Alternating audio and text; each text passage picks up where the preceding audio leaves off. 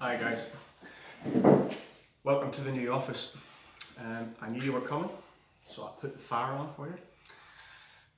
Today's talk is on the benefits of physical activity.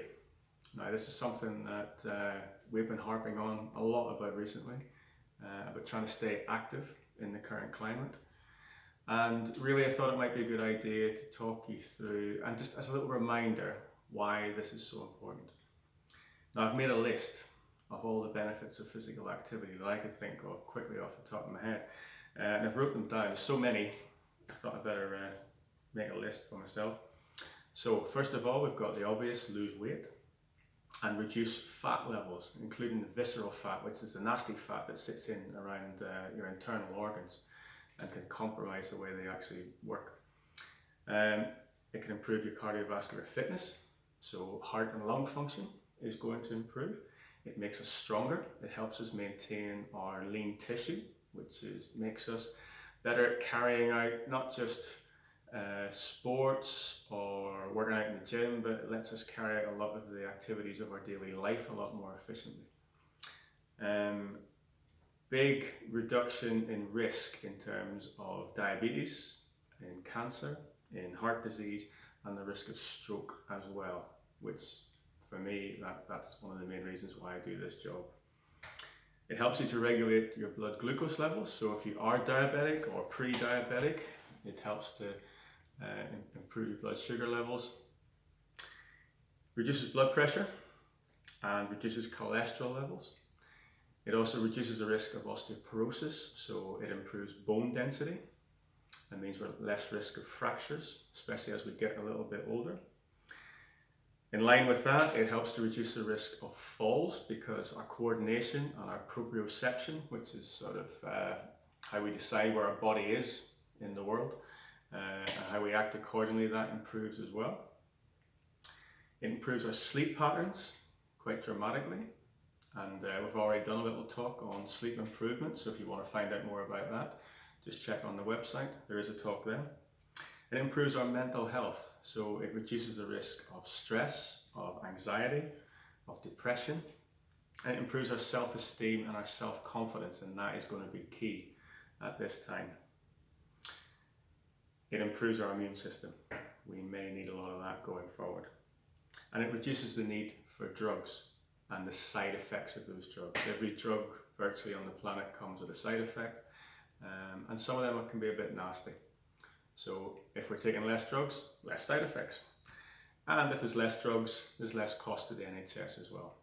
And again, at this time, that will be a good thing.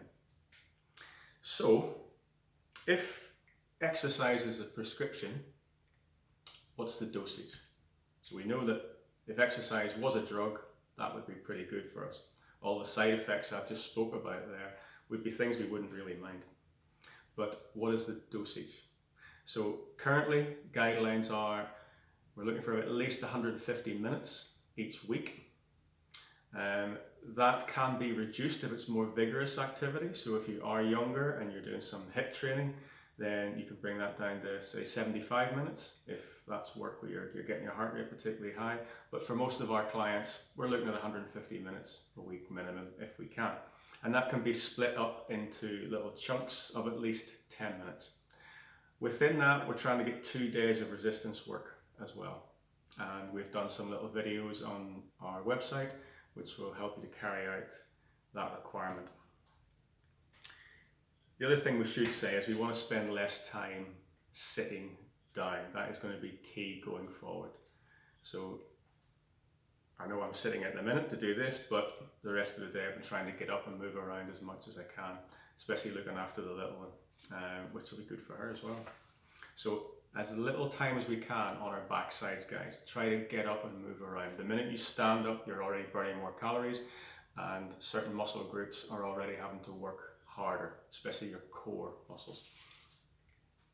How should you feel? So during this 150 minutes of exercise each week, how should you feel when you're carrying out your move well class at home, for example? Well, we should be a little bit hot. Dare I say it, if there's a few beads of sweat come up, that is not the end of the world. A little bit out of breath, and something we refer to as the talk test. So when we go around the gym, for example, we're talking to people, we're trying to find out if they can talk back to us. So if during your exercise you could maintain a conversation with somebody, obviously 2 meters away, then that's kind of where you want to be.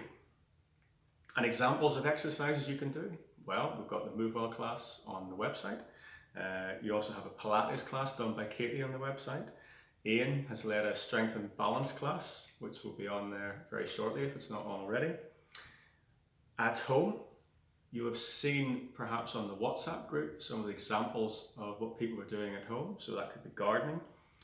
One person did go open sea swimming, but I'm not suggesting that you can all do that. I certainly won't be. Some guys have been cycling, some guys have been walking their dog, which is a great way of getting some regular activity in. Some have stationary bikes or other types of gym equipment in the house. Please make use of that. Exercise DVDs, if you've got any of those hanging around, they would be fantastic. Any way of getting some movement in. What about playing with the kids if they're at home? So if the kids are off school at the minute, which all of them are, take them out, play some sport in the garden, or do something active in the house. Make it fun. Yoga, if you've got a mat at home and you can sit down and do some yoga, that would be fantastic. Even climbing the stairs, really good way of getting your heart rate elevated. So up and down the stairs, and that also works big muscle groups in the legs and keeps our functional capacity in our legs, which is going to be important because that's how we move ourselves around. Or what about just putting the radio on, or your favourite music, and have a bit of a dance and a bit of a boogie? Who cares? It's movement.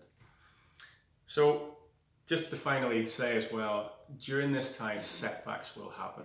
Things will get in the way. You may get ill. And my advice would be that if you do get ill and you do think it's possibly coronavirus, then stop the higher level activity. So we don't want you training through this virus.